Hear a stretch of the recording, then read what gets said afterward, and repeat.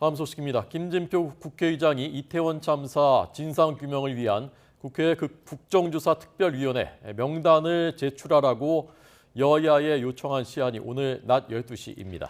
민주당 이재명 대표의 복심, 정진상 정무조정실장의 구속 이후 여야 움직임도 분주합니다. 국회 연결합니다. 박기원 기자. 네, 국회입니다. 이태원 참사 국정조사와 관련해서 여야는 어떻게 움직이고 있습니까?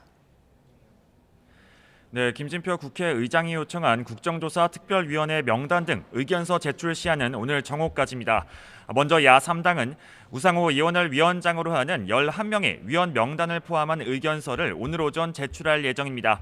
다만 줄곧 경찰 수사가 먼저라며 반대 입장을 밝혀왔던 국민의힘은 의장 요청에 어떻게 답변을 내놓을지도 결정하지 못했는데요. 이에 대해서 오전 10시 반부터 의원총회를 열고 의견을 수렴할 방침이지만 반대 기조가 바뀔 가능성은 크지 않은 상황입니다.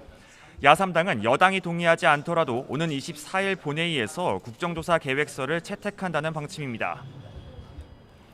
네, 정진상 실장 구속 이후 오늘 여야의 반응 분위기는 어떻습니까?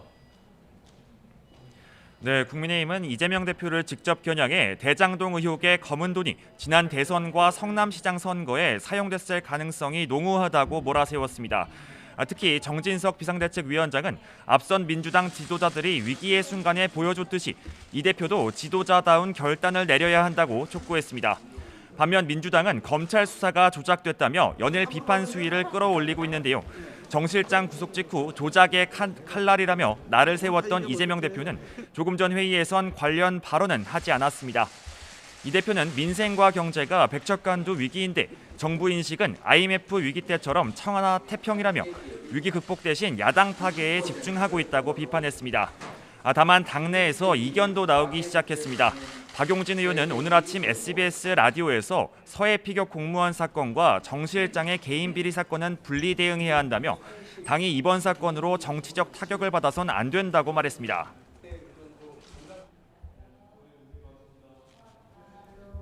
금융투자 소득세 도입 시기를 두고 민주당의 제안이 있었는데 오늘 관련 논의가 진행된다고요? 네, 국회 기획재정위원회 조세소위는 오늘 오후 세제 개편안 등 법안 심사에 들어갑니다.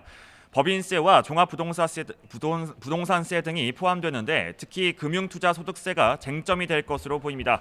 지난주 민주당은 정부 요구대로 금투세 도입을 2년 유예하고 대신 증권거래세 추가 인하와 양도소득세 대주주 기준 완화 방안 철회를 조건으로 내걸었습니다.